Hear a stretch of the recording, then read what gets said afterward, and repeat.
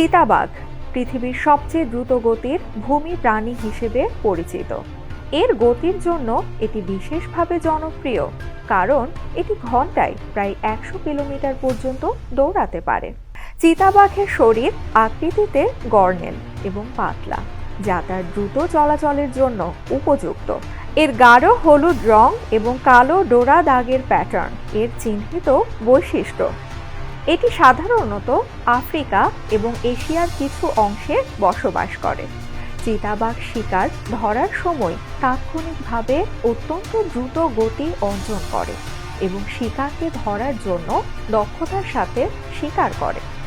তবে তার দীর্ঘস্থায়ী গতির জন্য চিতাবাঘ বেশি সময় ধরে দৌড়াতে পারে না এবং তাই শিকার ধরার পর শিগগিরই বিশ্রাম নিতে হয়। চিতাবাঘের প্রজনন চক্র সাধারণত এককভাবে হয়, যেখানে একাধিক পুরুষ চিতাবাঘ একটি নারী চিতাকে ঘিরে রাখে। তাদের শাবকগুলো ছোট এবং তুলনায় দুর্বল থাকে, তবে দ্রুত শিখে যায় প্রাপ্তবয়স্ক হওয়ার পর শিকার ধরতে এবং বেঁচে থাকতে। এরা মূলত নির্জন পরিবেশে থাকে এবং কিছু কিছু ক্ষেত্রে একে অপরের সাথে তেমন যোগাযোগ রাখে না। জীবনের জন্য তাদের বিশেষ ধরনের অরণ্য এবং ঘাসের জমি প্রিয়।